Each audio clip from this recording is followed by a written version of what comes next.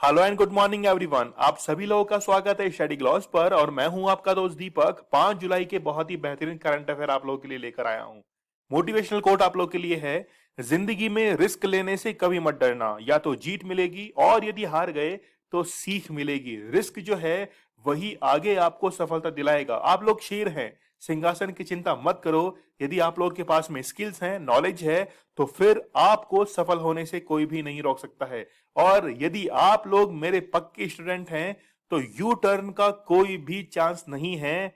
तो there is no option of U turn. आप लोगों को हमेशा फॉरवर्ड जो है वो चलना है, कभी भी पीछे मुड़कर नहीं देखना है। चलिए सबसे पहले हम लोग 5 जुलाई के बहुत ही बेहतरीन करंट अफेयर जो है वो कर लेते हैं। सबसे पहले हम लोग इंटरनेशनल और नेशनल न्यूज कवर करते हैं।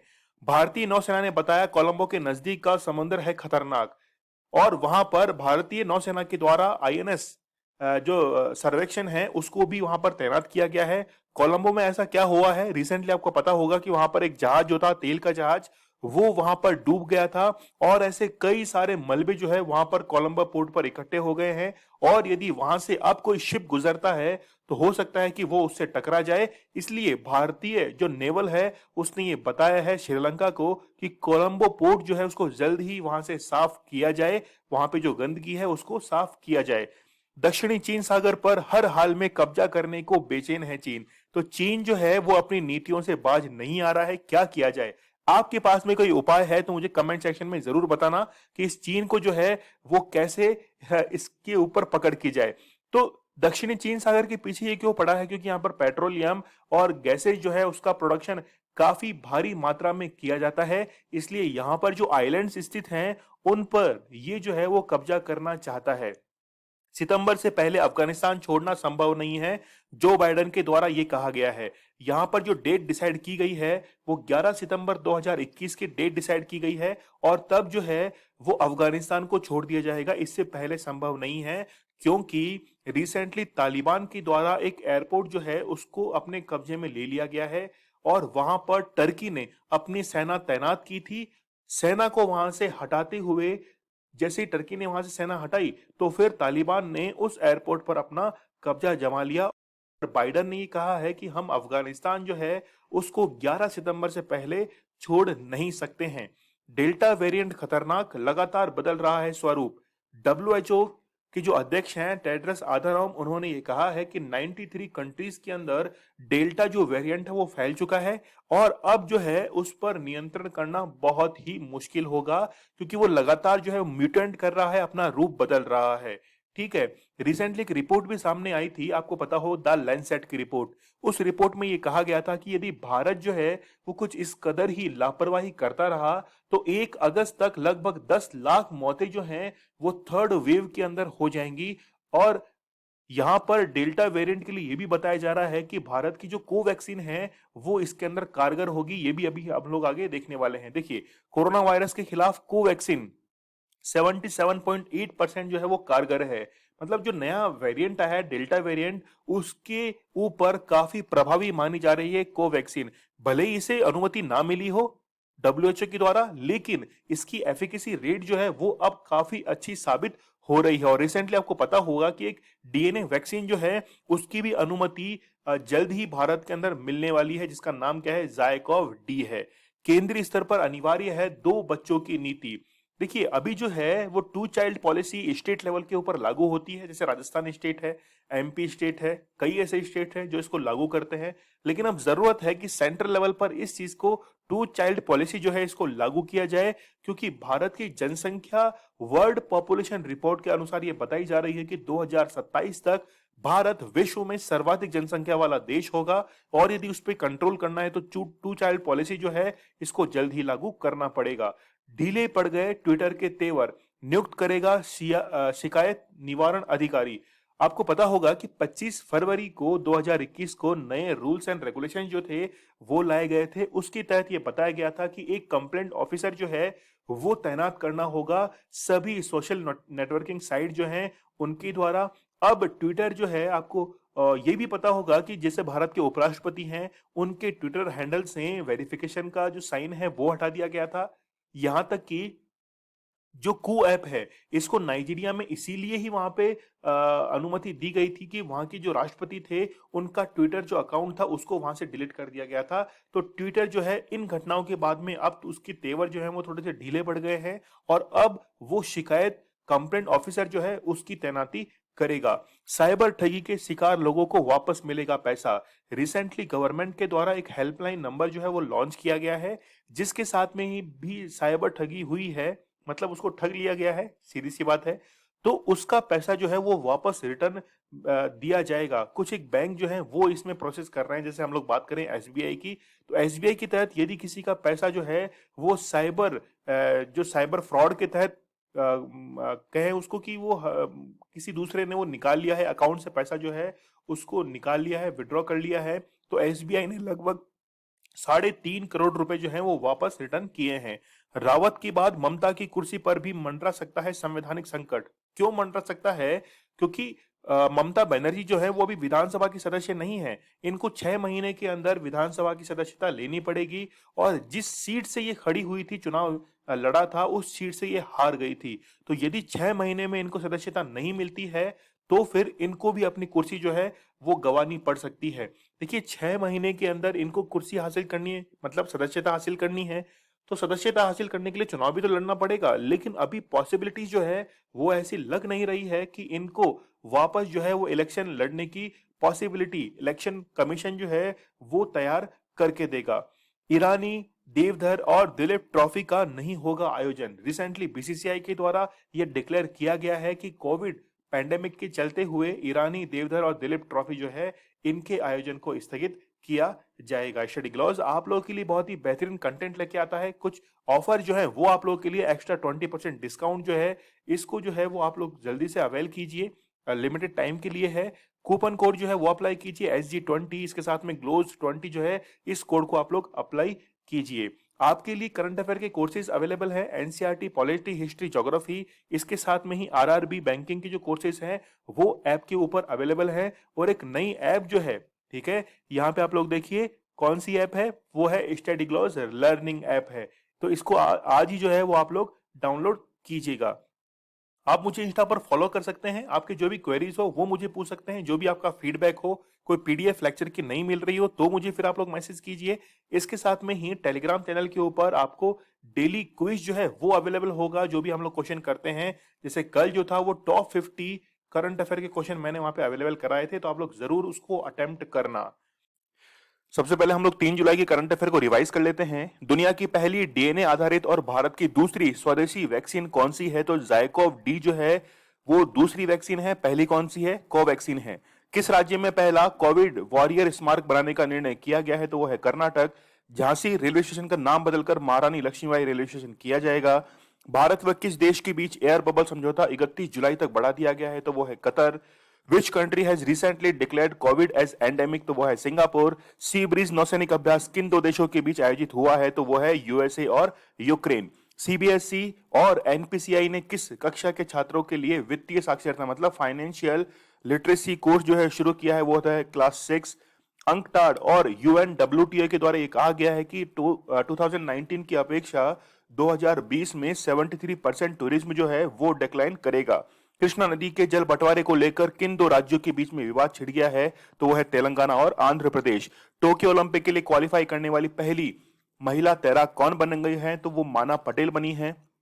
हाल ही में क्रांतिवीर संगोली रायना रेलवे स्टेशन पर एक वाटर किंगडम जो है वो स्थापित किया गया है, तो कहां स्थित है? कर्नाटक के अंदर स्थित है। G20 के विदेश मंत्रियों की बैठक इटली के अंदर आयोजित हुई है। India's rank in global startup ecosystem index 2021 में 20वीं रैंक है।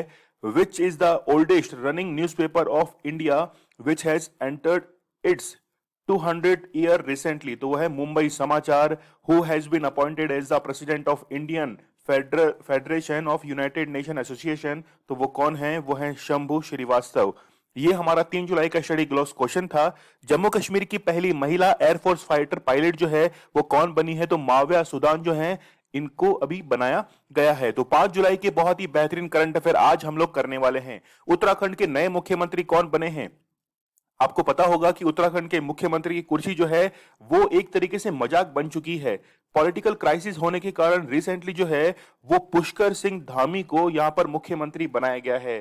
टीएस रावत मतलब यहां पर सबसे पहले त्रिवेंद्र सिंह रावत, उसके बाद में तीरथ सिंह रावत, और अब जो बने हैं वो पुष्कर सिंह धामी जो हैं यहाँ के मुख्यमंत्री बने हैं।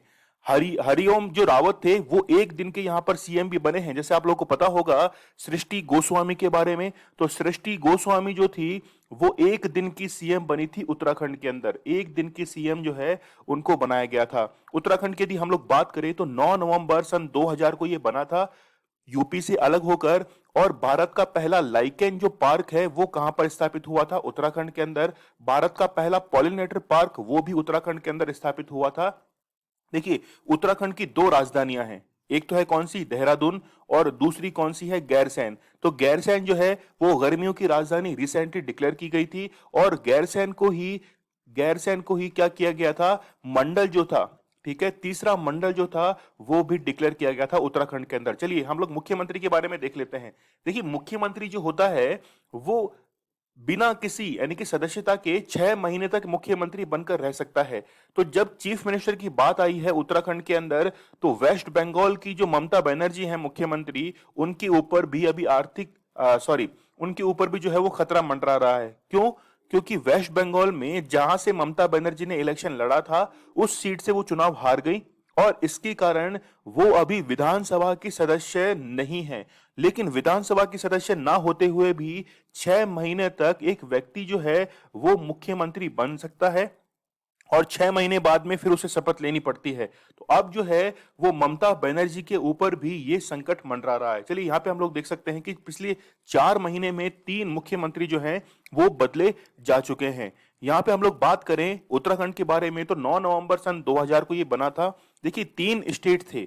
एक तो था 1 नवंबर सन 2000 को बना था, वो कौन सा था? वो था छत्तीसगढ़। फिर 9 नवंबर सन 2000 को बना उत्तराखंड, और फिर 15 नवंबर 2000 को बना झारखंड। तो झारखंड जो अलग होके बना था वो बिहार से बना था, छत्तीसगढ़ जो बना था वो मध्य प्रदेश से, और यहाँ पर उत्तराखंड जो बना था वो यूपी से अलग होकर बना था।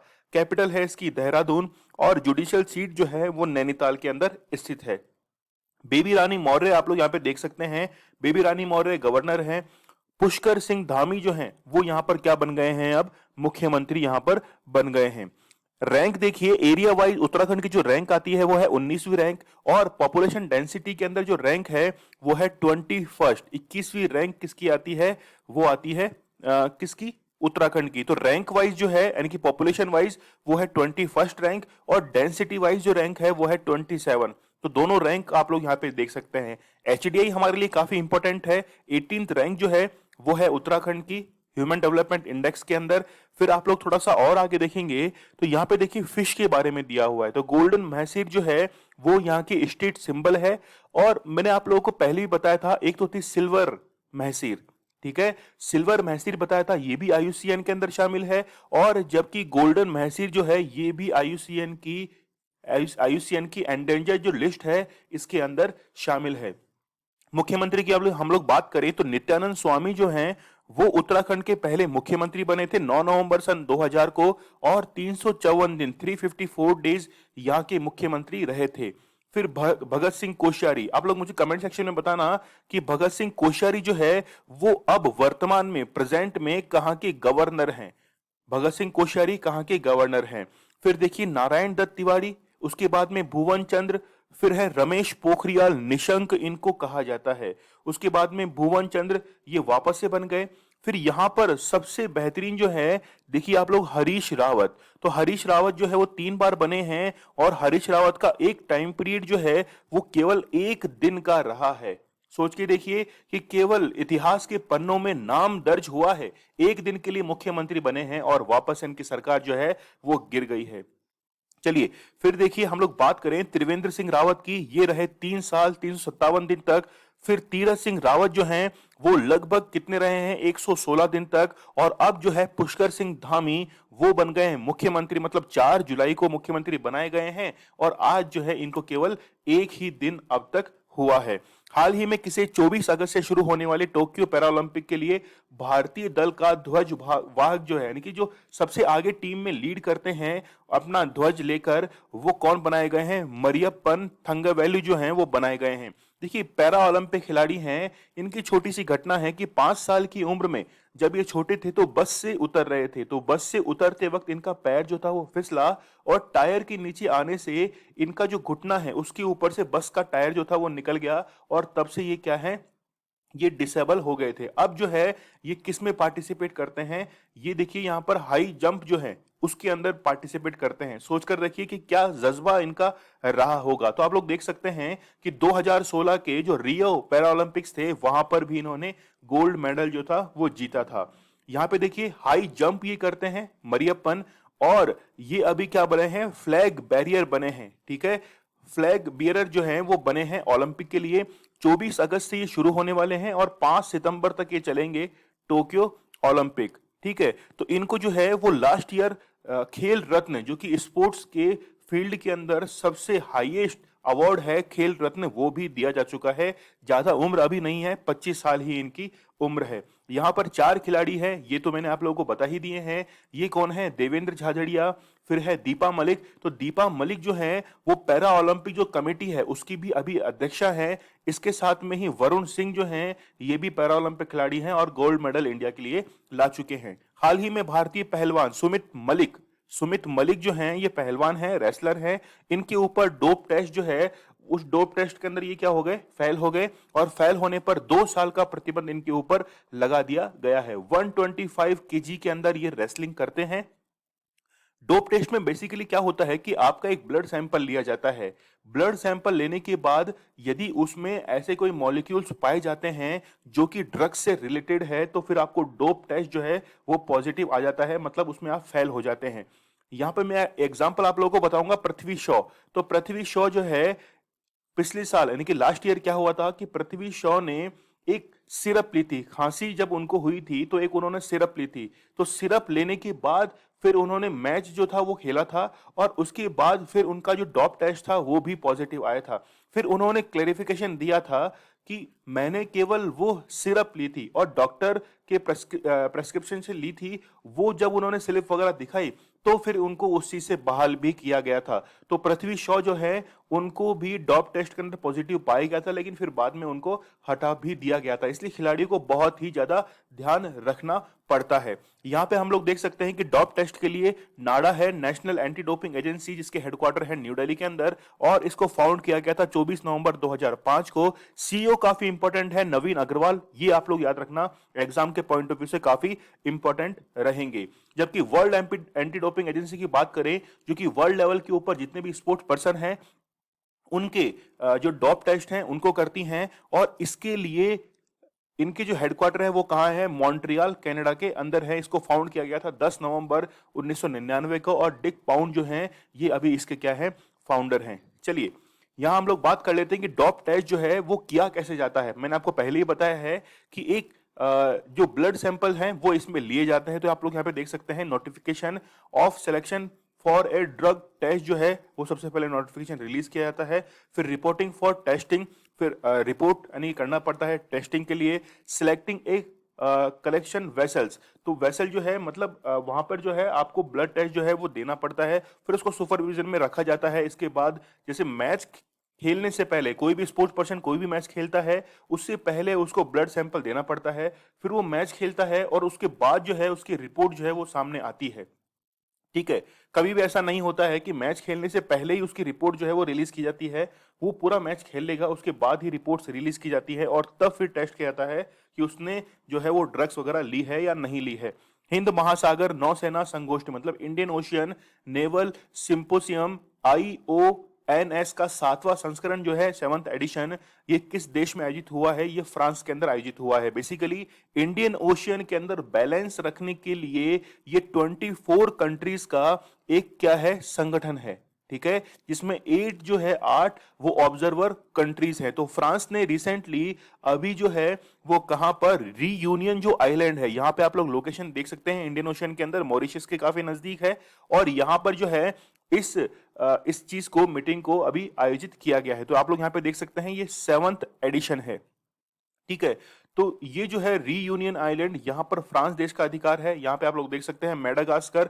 मेडागास्कर पूरे वर्ल्ड के अंदर 4th नंबर का एरिया वाइज क्या है, एक आइलैंड है सेशेल्स, आप लोग देख सकते हैं। तो काफी सारे छोटे छोटे द्वीप जो है वो इंडियन ओशियन के अंदर स्थित है। यहाँ पे आप लोग देखिए 24 मेंबर जो हैं वो इसके हैं, और 8 क्या है, ऑब्जर्वर नेशंस हैं। चलिए, कैबिनेट ने हाल ही में 16 राज्य के गांवों में ऑप्टिकल फाइबर नेटवर्क सुविधा पहुंचाने के लिए किस प्रोजेक्ट की को मंजूरी दी है? तो भारत नेट प्रोजेक्ट जो है इसको मंजूरी दी है 16 राज्यों के अंदर। और यहां पर लिखा हुआ है ऑप्टिकल फाइबर। तो ऑप्टिकल फाइबर होता क्या है?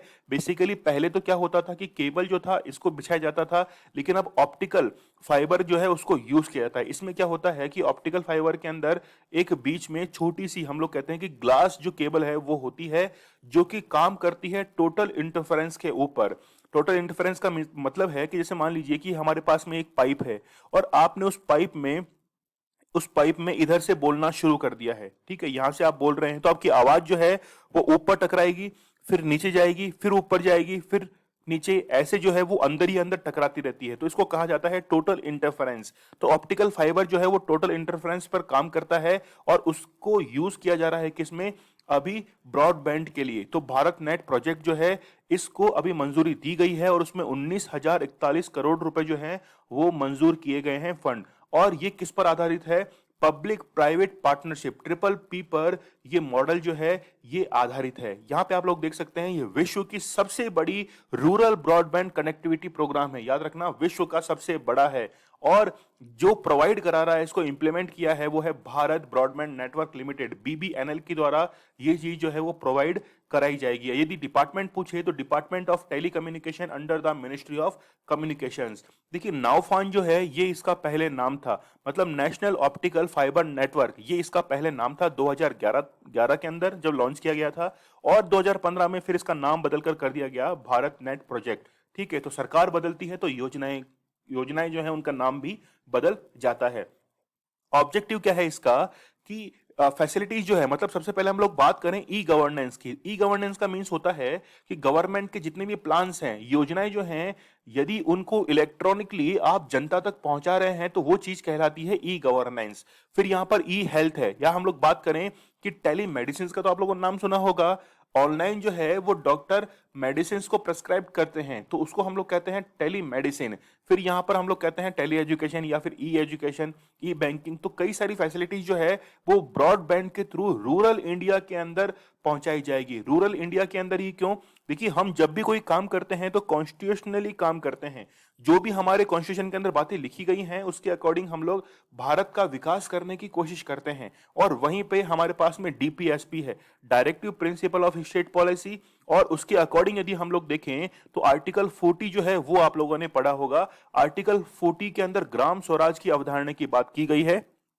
वहां पर गांव का विकास करने की, मतलब महात्मा गांधी का ये सपना था कि गांव जो है उनको सशक्त किया जाए। तो रूरल इंडिया को डेवलप करने के लिए ही ये जो स्कीम है वो चलाई गई है। टोटल 3 फेज के अंदर है। फर्स्ट फेज जो था 2015 से लेकर 2017 तक वो शुरू हुआ। सेकंड फेज जो है वो 2017 से 2019 तक, और थर्ड फेज जो है 2019 से 2023 तक। इस टाइम पीरियड के अंदर, थर्ड फेज के टाइम पीरियड में जो है वो थोड़ा सा एक्सटेंड किया गया है पैंडेमिक के चलते हुए। जब फर्स्ट फेज था तो लगभग 1 लाख ग्राम पंचायतों तक ऑप्टिकल फाइबर के थ्रू ब्रॉडबैंड फैसिलिटी प्रोवाइड कराई गई, और फिर कई ग्राम पंचायतों को इसमें ऐड किया गया, और ऑप्टिकल केबल जो है उनका भी यूज किया गया है। चलिए, तो तीनों फेज जो है वो आप लोग याद रखना, काफी इंपॉर्टेंट है। पाकिस्तान के किस शहर में हाल ही में विश्व का सबसे अधिक तापमान दर्ज किया गया है? तो वो है जैकोबाबाद। यहां पर देखिए, विश्व का सर्वाधिक तापमान, मतलब 52 डिग्री सेल्सियस टेम्परेचर जो है वो यहां पर रिकॉर्ड किया गया है। कारण क्या है इसका? रीजन आप लोग को पता होगा कि द लाइन ऑफ कैंसर जो है, ठीक है, वहां पर जब सन की लाइट जो है जब सीधी पड़ती है तो टेम्परेचर राइज कर जाता है। अभी हम लोग इसकी लोकेशन देख लेते हैं, तो टेम्परेचर जो है वो राइज कर जाता है, और यही कारण रहा है कि जैकोबाबाद में ये टेम्परेचर बढ़ा है। देखिए, पाकिस्तान जो है वो एक ऐसा कंट्री है जिसने अपना कॉन्स्टिट्यूशन जो है वो 7 बार बना लिया है। कॉन्स्टिट्यूशन जो है उसको 7 बार जो है वो निर्मित किया है। ठीक है, तो लास्ट टाइम जो बनाया था वो 1974 के अंदर बनाया था, और तब से ये कॉन्स्टिट्यूशन उनका चला हुआ आ रहा है। पाकिस्तान को हम लोग टोटल 4 प्रांत के अंदर डिवाइड करते हैं। कौन कौन से हैं? एक तो है पंजाब, फिर है सिंध, फिर है बलूचिस्तान, और फिर कौन सा है? खैबर पख्तून। तो ये जो है पाकिस्तान, पाकिस्तान को 4 पार्ट में डिवाइड किया जाता है। पाकिस्तान अपना स्वतंत्रता दिवस कब मनाता है? 14 अगस्त को मनाता है। भारत मनाता है 15 अगस्त को।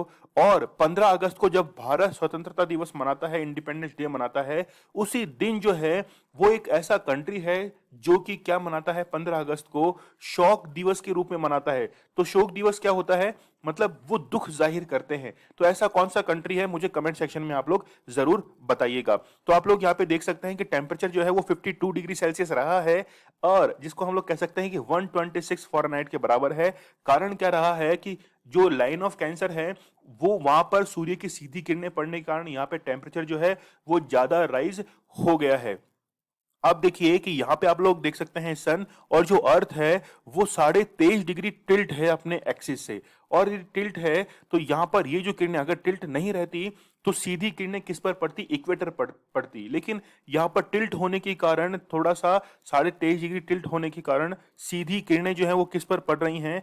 वो ट्रॉपिक ऑफ कैंसर के ऊपर पड़ रही हैं। और यहाँ पर जो भी देश स्थित हैं वहां पर क्या हो जाता है? गर्मी जो है वो बढ़ती जाती है।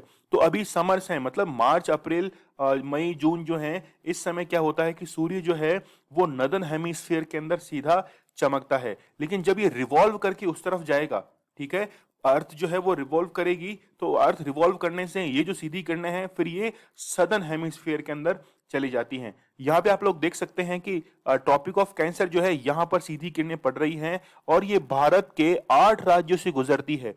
भारत के 8 राज्यों से गुजरती है। कौन कौन से भारत के 8 राज्य हैं? देखिए, एक तो है, सबसे पहले आप लोग याद रखना, राजस्थान। फिर है झारखंड, राजस्थान, झारखंड, फिर गुजरात, फिर मध्य प्रदेश, उसके बाद में है वेस्ट बंगाल, फिर है छत्तीसगढ़। ठीक है, कितने हो गए? 3 और 3 6 हो गए।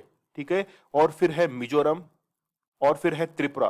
तो ये हो गए टोटल 8 स्टेट जो है जहां से ट्रॉपिक ऑफ कैंसर गुजरती है। पाकिस्तान से नहीं गुजरती है, पाकिस्तान के सदर्न जो पॉइंट है वहां से ये रेखा गुजरती है, लेकिन फिर भी टेम्परेचर जो है वो ज्यादा राइज करता है। निम्न में से किस देश ने हाल ही में राइट टू रिपेयर कानून को लागू कर दिया है? तो वो कौन सा है? वो है ब्रिटेन। इसमें क्या होगा कि जो भी इलेक्ट्रॉनिक आइटम आपने खरीदा है तो उसको रिपेयर करने की, मतलब 10 साल तक उसको रिपेयर करने की जो गारंटी है वो उसके द्वारा दी जाएगी, जो भी उसको बेचेगा। अब इससे होगा क्या कि जितना भी वेस्ट है, जैसे इलेक्ट्रॉनिक वेस्ट है जिसको हम लोग कहते हैं ई वेस्ट, वो ज्यादा ही बढ़ने के कारण यहाँ पर क्या किया गया है? ये कानून लाया गया है ब्रिटेन के अंदर, काफी अच्छा है। ब्रिटेन की जब हम लोग बात करते हैं तो ब्रिटेन जो है, ब्रिटेन की कैपिटल क्या है? लंदन। और लंदन जो है वो थेम्स नदी के किनारे बसा हुआ है। थेम्स जो नदी है, उस थेम्स नदी के किनारे बसा हुआ है लंदन। चलिए, यहाँ पे आप लोग देख सकते हैं कि यूरोपियंस जो हैं वो ई वेस्ट जो है वो कितना ज्यादा करते हैं? एक साल के अंदर 16 किलोग्राम है पर पर्सन। और एवरी ईयर एक इंसान जो है वो 16 किलो तक ई वेस्ट जो है उसको निर्मित करता है। जबकि एशिया की हम लोग बात करें तो एशिया के लिए कितना है? 5.6 है, और अफ्रीका के लिए कितना है? 2.5 है। तो यहां से हम लोग इनकी डेवलपमेंट रेट्स जो हैं उसका भी असर कर सकते हैं कि यूरोप जो है वहां पे इलेक्ट्रॉनिक गैजेट जो हैं वो ज्यादा यूज किए जाते हैं, या हम लोग कहें कि डिजिटली वो लोग काफी स्ट्रांग हैं। जबकि डिजिटल गैप जो है इंडिया जैसे कंट्रीज के अंदर वो ज्यादा देखा जाता है। इंडिया की यदि डिजिटल गैप की हम लोग बात करें तो 100 में से 37 जो लोग हैं वो कहीं भी डिजिटल जो इक्विपमेंट्स हैं उनका यूज ही नहीं करते हैं। तो इसे ही हम लोग कहेंगे कि ये क्या है? डिजिटल इलिटरेसी या डिजिटल गैप जो है इसको कहा जाता है। तो भारत की तरफ से क्या इनिशिएटिव लिए गए हैं ई वेस्ट के लिए? तो ई वेस्ट मैनेजमेंट रूल जो है 2016 के अंदर वो कानून बनाए गए। देखिए, सबसे बड़ी प्रॉब्लम ये है कि हम लोग कानून बनाते हैं लेकिन हमारे पास में एक बेहतरीन पॉलिसी नहीं है कि कैसे करके ई वेस्ट को खत्म किया जाए। ई वेस्ट क्लिनिक जो है वो भी हमने यहाँ पर बनाए हैं कि कैसे ई वेस्ट को डिस्पोज किया जाए, प्रोसेसिंग उसकी कैसे की जाए। ठीक है, तो इसके लिए हमने ई वेस्ट क्लिनिक बनाए हैं। अब देखिए, एक एग्जांपल मैं आपको बताता हूं। जैसे सोलर पैनल्स का हम लोग यूज करते हैं, तो सोलर पैनल जो हैं ये इंडिया के अंदर प्रोडक्शन इसका नहीं होता है, ध्यान रखना। सोलर पैनल जो हैं इसके जो पार्ट्स हैं इनका प्रोडक्शन नहीं होता है, केवल असेंबल इंडिया के अंदर किया जाता है। अब जो डेवलप्ड नेशन है, जैसे मान लीजिए यूएसए की हम लोग बात करें, तो एक सोलर पैनल की जो लाइफ स्पान है वो 30 साल रहता है। अब ये डेवलप्ड नेशंस क्या करते हैं कि 20 साल तक उस पैनल को खुद यूज करते हैं और 10 साल के लिए फिर एक्सपोर्ट कर देते हैं इंडिया जैसे डेवलपिंग कंट्रीज के अंदर। और 10 साल जब इंडिया यूज करेगा तो फिर वो वेस्ट के अंदर काउंट हो जाएगा।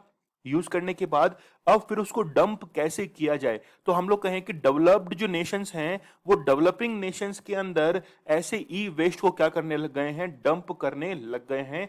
और भारत के लिए ये भी अब जो है वो चिंता का विषय बना हुआ है कि सोलर पैनल को अब कैसे डिस्ट्रॉय किया जाए, खत्म किया जाए, जो कि अब यूजफुल नहीं है।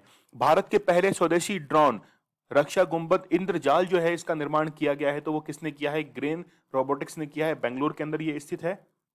देखिए आप लोग को पता होगा कि जब इजराइल का जो युद्ध हुआ था उसके अंदर आयरन डॉम को यूज किया गया था। आयरन डॉम जो है इसको यूज किया गया था। आयरन डॉम में क्या था, बेसिकली बैरल्स थे, और जैसे ही दुश्मन देश की रॉकेट जो है वो आती थी तो उसको हवा में ही क्या कर देता था, खत्म कर देता था। ठीक उसी तरह इंद्रजाल है। इंद्रजाल के अंदर ये गुंबद है, डॉम है। इस डॉम के एरिया के अंदर इसके रडार में कोई भी यदि मान लीजिए ड्रोन आता है तो उसको क्या कर देगा, ये खत्म कर देगा। और इसे ही इसलिए कहा गया है ड्रोन डिफेंस डॉम जो है इसको कहा गया है।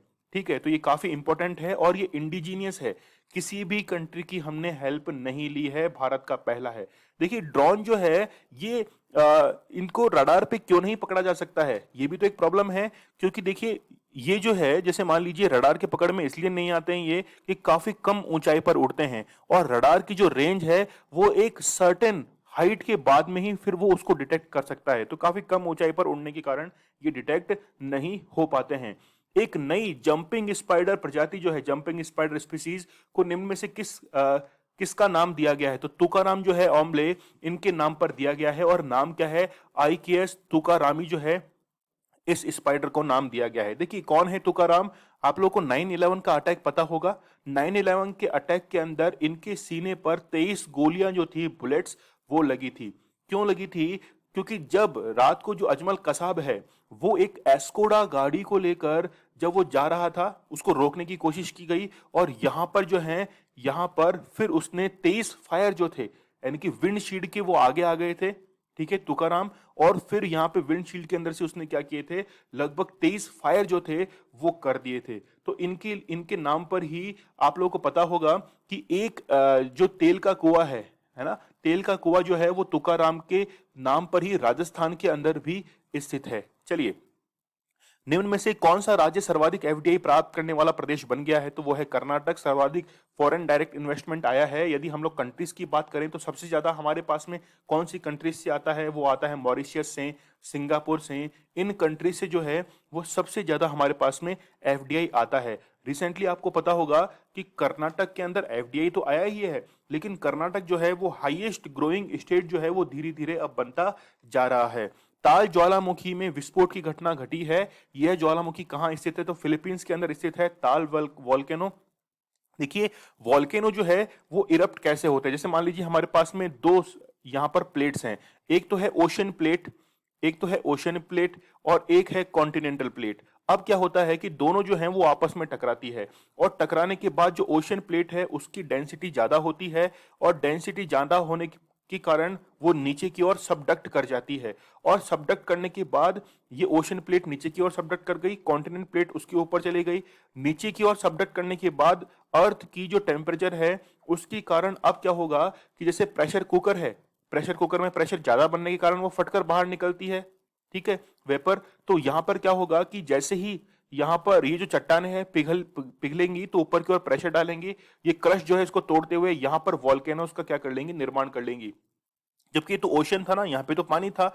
अब देखिए कि ये जो है वो एक किनारा बन गया है यहाँ पर, तो इसीलिए आप लोग देखेंगे कि रिंग ऑफ फायर जो है वो वहां वहां बना हुआ है जहां पर ओशियनिक और कॉन्टिनेंट प्लेट जो है वो आपस में टकराती है। और यही कारण है कि ताल ज्वालामुखी जो है, ताल ताल वेल्कोनो, इसमें क्या हुआ है, इरप्शन हुआ है। तो फिलीपीन जो है वो रिंग ऑफ फायर के अंदर ही आता है, और रिंग ऑफ फायर के अंदर पूरे विश्व के लगभग 64% वॉल्केनो जो है वो काउंट किए जाते हैं। फिलीपींस की कैपिटल क्या है, फिलीपींस की कैपिटल है मनीला, और एशियन डेवलपमेंट बैंक का मुख्यालय यहां पर स्थित है। इसके साथ में ही विश्व चावल अनुसंधान केंद्र जो है, ठीक है, राइस रिसर्च सेंटर जो है वो भी यहां पर स्थित है।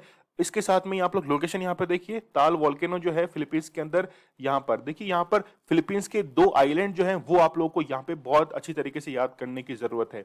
एक तो है मिंडानाओ, एक है लुज़ैन। ठीक है, तो दो आइलैंड जो हैं, मिंडानाओ और लुज़ैन जो आइलैंड हैं वो फिलीपींस के हैं। फिलीपींस के नजदीक ही नॉर्थ पैसिफिक ओशियन के अंदर स्थित है क्या, मेरियाना ट्रेंच।